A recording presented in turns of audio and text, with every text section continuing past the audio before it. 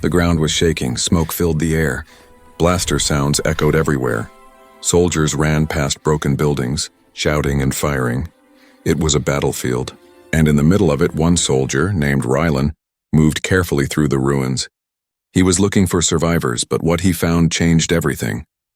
Behind a fallen wall in the shadow of burned stone, he saw something move, a small figure, trembling, weak, and scared, was hiding there. He pointed his weapon, but paused.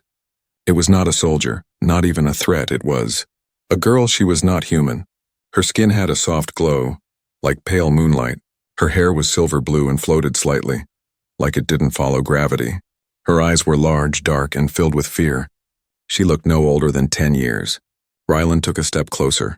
She didn't run. Instead, she looked at him, and then suddenly, she moved. She grabbed his arm tightly. Her hands were cold, her grip strong. She didn't say anything. She just held on like her life depended on it. At that moment, distant voices echoed, "Scan the area! Make sure no one's hiding." It was the patrol, his own side. But the girl's eyes went wide with panic. She pulled on his arm and whispered a single word. "Please." Rylan didn't understand. Why would she be afraid of humans?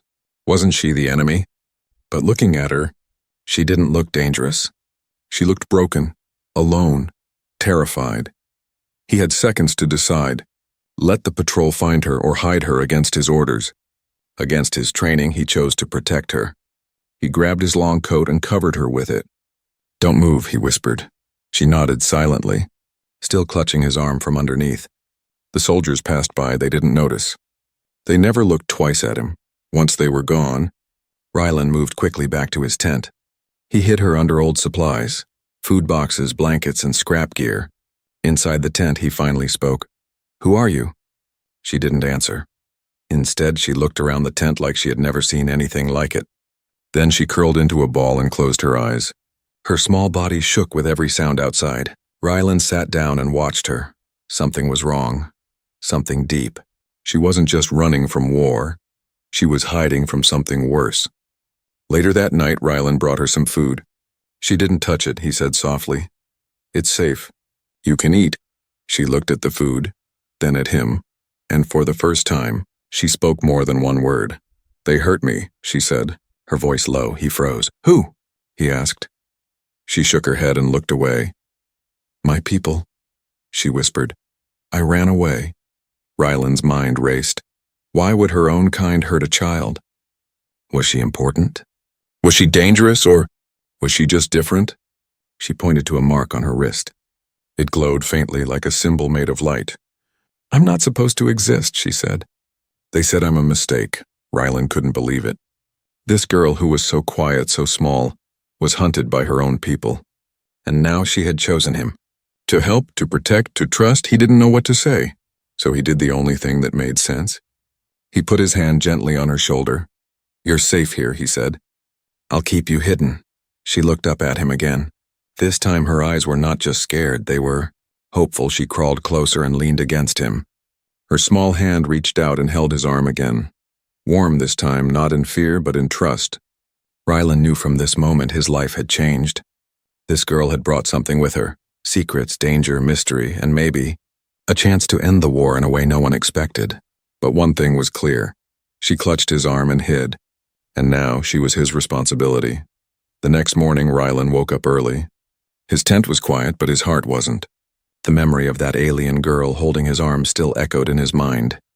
He pulled the cover back slowly. She was still there, curled up in a corner, under a pile of blankets, her silver blue hair glowing faintly in the soft morning light. She looked peaceful, but also like someone ready to run. He gave her water. She drank it without a word. Still no name, still no answers, but her eyes. They had a weight, like she had seen too much. Outside, the camp was busy. Commanders were shouting, supplies were moving, and news was spreading. A strange energy signal had been detected nearby, unexplained, unnatural. Rylan's stomach turned. He already knew what that signal was. He returned to his tent and sat beside her. "Are they looking for you?" he asked. She didn't speak, just nodded slowly, then pointed to the mark on her wrist again. It was glowing brighter now, almost pulsing. "I don't understand," Rylan whispered. "What are you?" The girl looked at him, her voice quiet like falling snow. I was born wrong, Rylan frowned. What does that mean? She took a small stick and began drawing on the dirt floor. Circles, stars, lines connecting like maps. Then she drew two figures, one large, one small, both glowing. Rylan watched silently. The pictures didn't look like art, they looked like memory. She pointed at the small, glowing figure. That's me, she said. They said I shouldn't exist, because I carry old things. And what things? He asked. Codes, she whispered. Memories from before the war. A chill passed through Rylan. This girl, this child, was carrying something powerful. Not weapons, not tech, but something maybe worse, truth. Later, Rylan walked past the command tent. He overheard a conversation. No alien child survived this region, a voice said. If one did, it would be a threat to both sides. Rylan's heart pounded. If they found her, they wouldn't rescue her. They'd erase her. He returned to his tent and found her staring at a piece of metal. It was a broken communicator. She had pulled it apart, quietly, precisely, inside. Glowing parts floated around her fingers without touching them. Stop, Rylan said, startled. She looked up. Sorry, she said softly. I just needed to break it. Why? So you can't call them, she replied. You're afraid of me? No, Rylan said. I'm afraid for you. She smiled just a little, sad but thankful.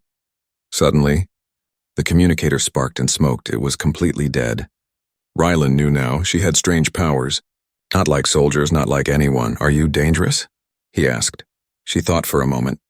I'm only dangerous to people who lie. That night, something strange happened. She picked up a crystal from her pocket and placed it on his forehead. Before Rylan could move, a soft blue light covered his vision. Then came the images. He saw fire raining from the sky. He saw towers falling. He saw two alien leaders shaking hands in secret, while millions died outside. And he saw her standing between two machines, being pulled apart while scientists argued. She's not safe, one said. She's too important, said another. She remembers what we erased, Rylan gasped and pulled back. The crystal dropped. He stared at her in shock. That was real, she nodded. That's why I hide. The truth was burning in Rylan's chest now. This girl was not just a runaway, she was not a mistake. She was a secret, one that could break everything, the war, the lies. The history everyone believed. Why show me? He asked. She looked at him. Because you didn't call me thing or creature. You gave me water. Silence filled the tent. Then she crawled closer and whispered, if they find me, they'll erase you too. Because now you remember outside. The wind picked up. Boots marched past, scanners buzzed. The camp was tightening its search. But inside that tent, Rylan made a decision. A real one, a final one. I don't care what they say, he said. You exist. And that means you matter. The girl leaned her head against his shoulder. Then don't leave me, she whispered. I won't, he said. Even if it costs everything. The sun had just started to rise, but the air in the military base felt heavier than usual. A warning alarm echoed once, short and sharp. Something was wrong, very wrong. Rylan stepped out of his tent, pretending everything was normal. Inside, the alien girl stayed hidden under the metal supply crates. Her eyes wide open, listening, waiting. She didn't ask questions, she already knew what was coming. 3 black ships had landed just outside the fence. They didn't carry flags, no signs, no names, but everyone in the camp could feel it. These were not normal visitors. Commander Hale called a full camp meeting. All soldiers stand by for inspection, he shouted. We have visitors from Central Intelligence, high level. But Rylan saw the fear in the commander's eyes. Even the commander didn't know who they really were. Then they stepped out, tall, thin figures in black suits, their faces pale and smooth, eyes covered with dark lenses. They didn't blink, they didn't smile. They didn't speak at first. One of them finally said, We are looking for something stolen. His voice was flat. Emotionless, not a thing, he corrected himself. A life form. Rylan's chest tightened. He kept his face calm, but inside, his heart was racing. They were talking about her. The alien girl still hiding in his tent? These life forms, the agent continued, are extremely dangerous. They can hide in plain sight, imitate weakness, and corrupt memory. Rylan almost scoffed. Corrupt memory? She could share memory, yes, but she wasn't dangerous, not to him. Where were you between 0300 and 0600? The agent asked each soldier. They moved from one man to the next. cold and silent. No time for lies, they had small scanner devices, glowing red circles that beeped when someone spoke. Rylan answered calmly, "Sweeping Sector 9, alone." The scanner stayed silent. No beeps. But the agent looked at him longer than the others. Back at the tent, the girl sat quietly. She pressed her glowing wrist mark against the crate wall. It turned the metal slightly transparent, like glass. She could see outside, she could see them. When Rylan returned, she didn't speak. He knelt beside her and whispered, "They're here for you." She nodded. "I know. They called you a threat," he added. She looked at the floor. "I am to liars." Suddenly, a soft hum filled the air. The scanners, they were sweeping the camp now. Not just people, but objects, rooms, tents. A red light blinked on Rylan's tent pole. They were close. The girl stood up slowly, and for the first time, Rylan saw her eyes glow. Faint blue light. She wasn't scared? She was. Ready, but ready for what? "Hide," Rylan said. "I'll talk to them." She shook her head. They don't talk, they erase. Before Rylan could reply, the flap of the tent opened. 2 agents entered. Silently, without knocking. Their scanner beeped once, soft but clear. "Something's here," one said. Rylan stepped forward, blocking their path. "This is a supply tent," he said. "Old rations. Dead tech." The agent raised the scanner again. It beeped twice this time, louder. The second agent moved to the crates, but before he could touch them, the light vanished. The scanner died. The agents froze, confused. And in that pause, she acted. The alien girl stepped out from the shadows. She raised her hand and a strange energy swirled in the air. Soft, silent, but powerful. She didn't speak. She simply showed them a memory. Rylan felt it too, briefly. A giant alien council room. A child standing in front of angry leaders. "No more memory givers," one shouted. "Burn their minds, erase their bodies," another said. The agents backed away, trembling. Their black lenses cracked. Their pale skin started to ripple. Like waves under stress, then they fled. No words. No threats, just silence. They exited the tent and walked straight into the night. Rylan turned to her, still shocked. "What did you do to them?" She sat down slowly. "I reminded them who they used to be," she said. "They saw what they erased."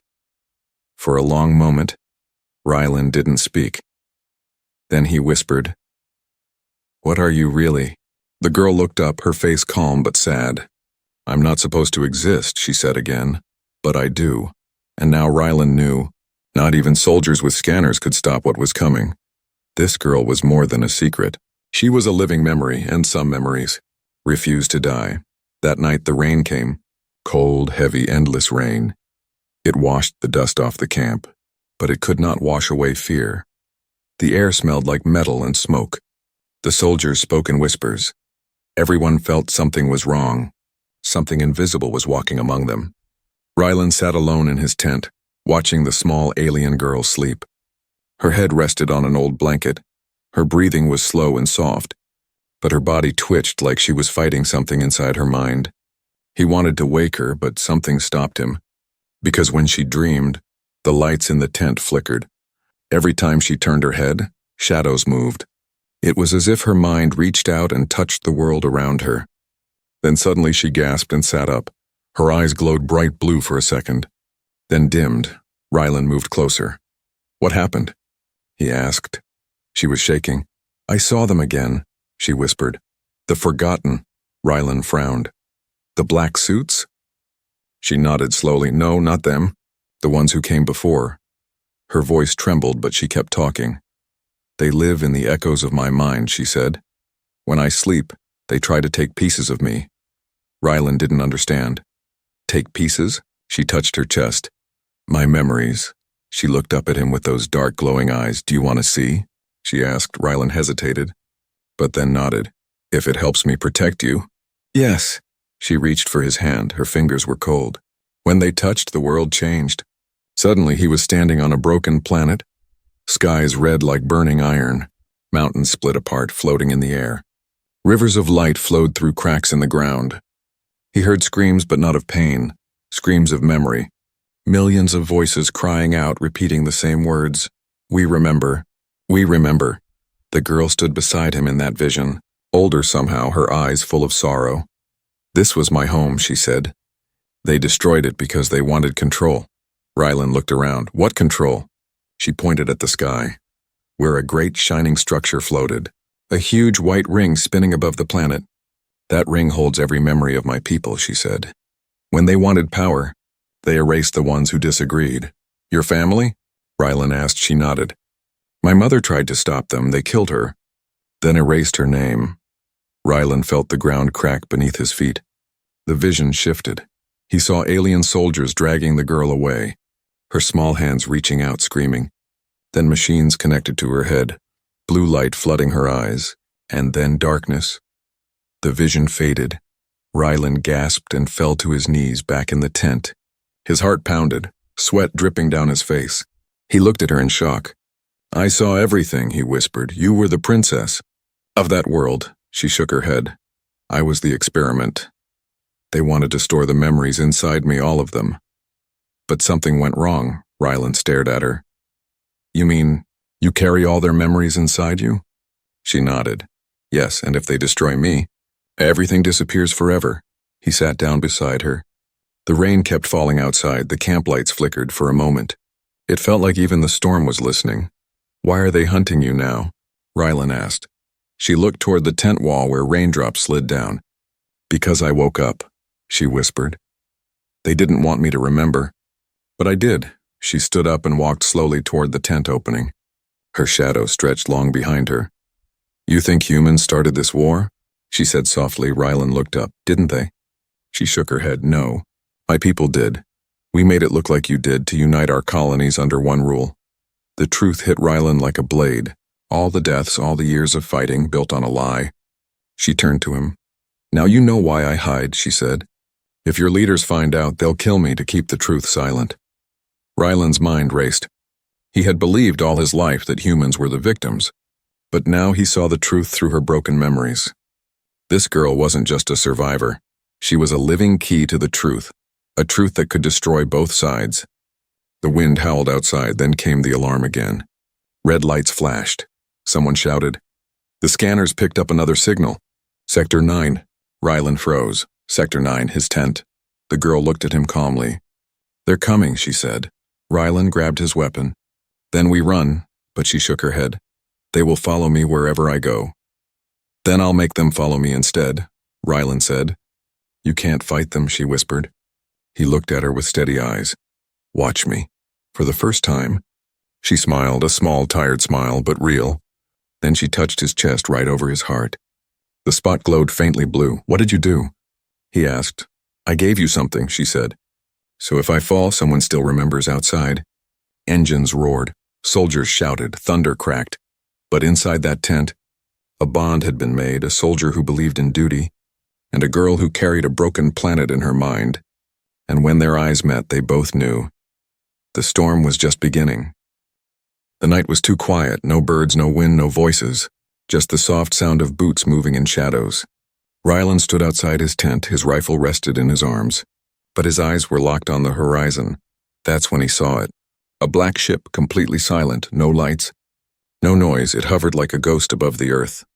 And then it slowly landed beyond the trees. He called it in, but the radio only buzzed with static. No one answered, as if something was blocking all signals.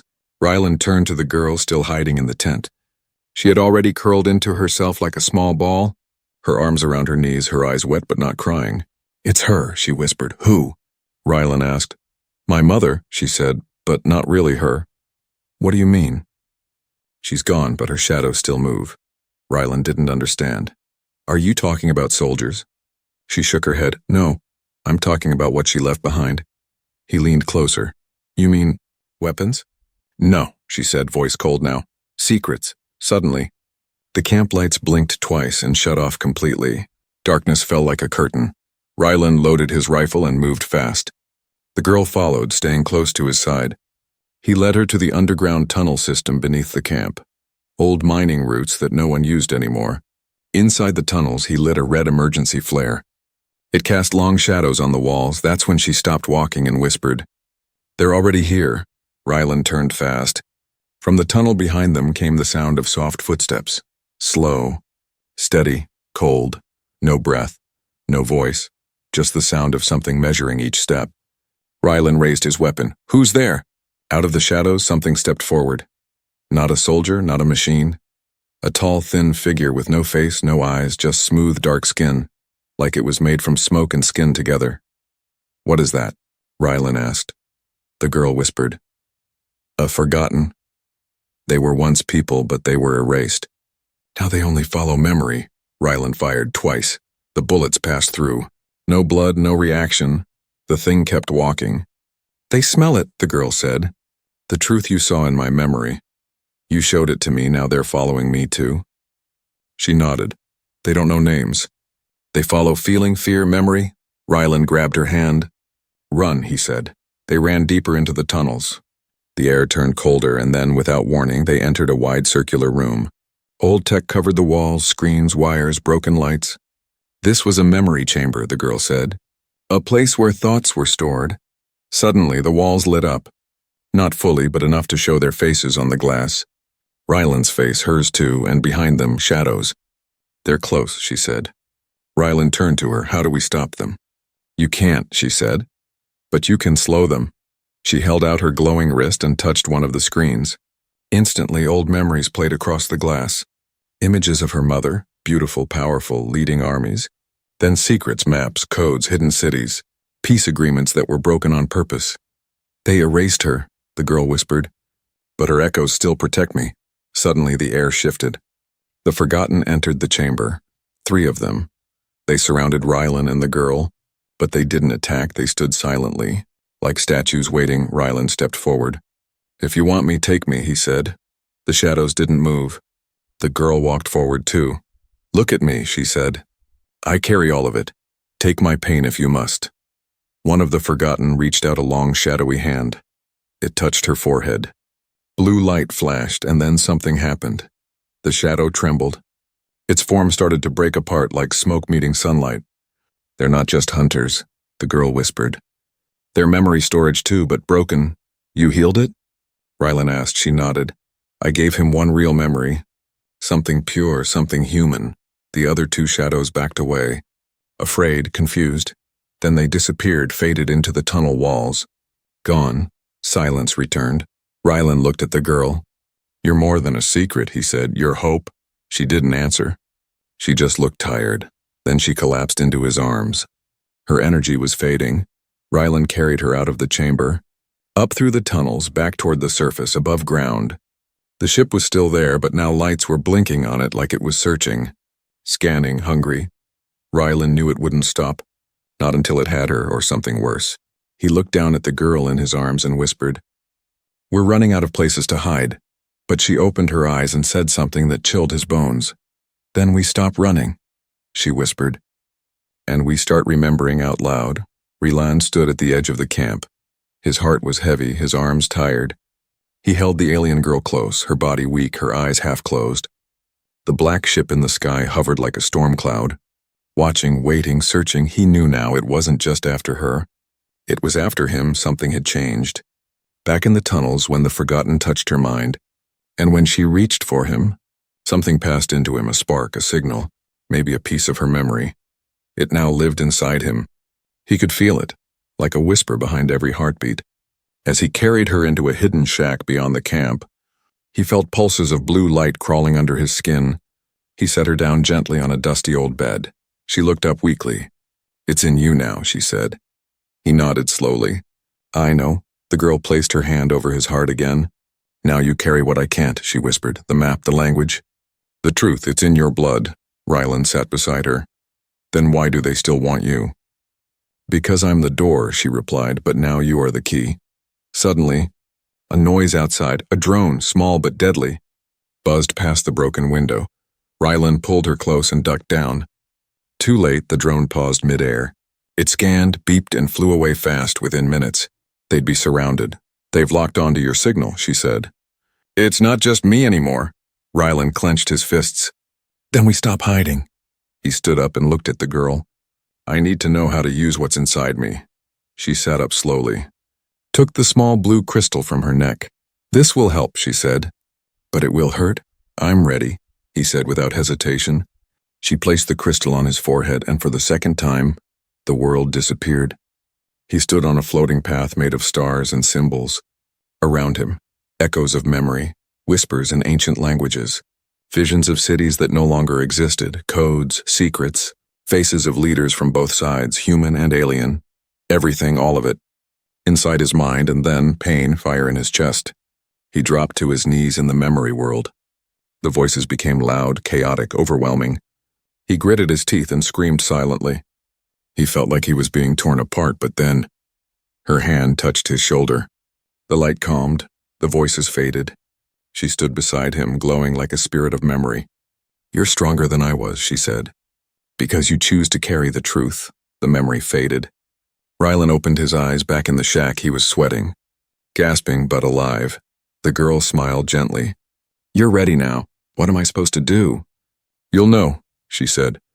Then she touched the side of his head and whispered, "I give you my final memory." A tear rolled down her cheek. "Use it to open the gate." "What gate?" But before she could answer, boom, the shack exploded open. Soldiers, black armored ones, not human, not fully alien either, burst in, weapons drawn, eyes glowing red. Rylan covered the girl with his body. "Don't touch her," he shouted. The soldiers aimed, but then something strange happened. Rylan glowed, blue lines spread across his arms, chest and face. Symbols lit up around him, floating in the air. The black soldiers paused, confused, afraid. One of them lowered his weapon and whispered something in another language. "Kalindor." "What did he say?" Rylan asked. The girl smiled weakly. "He called you Memory King." Rylan stood up slowly. The symbols floating around him formed a shield. He walked forward, the soldiers backed away. Rylan didn't attack, he just remembered, and as he did, the air itself changed. The truth inside him broke the silence. Memories filled the room, of peace treaties, betrayals, and lost history. Even the soldiers saw it, and one by one they lowered their weapons. Not because of fear, but because of respect. Rylan turned to the girl. She was faint now. "You did it," she whispered. "No," he said softly. "We did." He picked her up and walked past the stunned soldiers. Not one dared to stop him. They didn't salute, they didn't speak. They just moved aside outside. The black ship pulsed again, its engines ready to fire. But now it was scanning Rylan, not as a threat, not as prey, but as command. The ship lights turned from red to blue. Soft humming filled the air.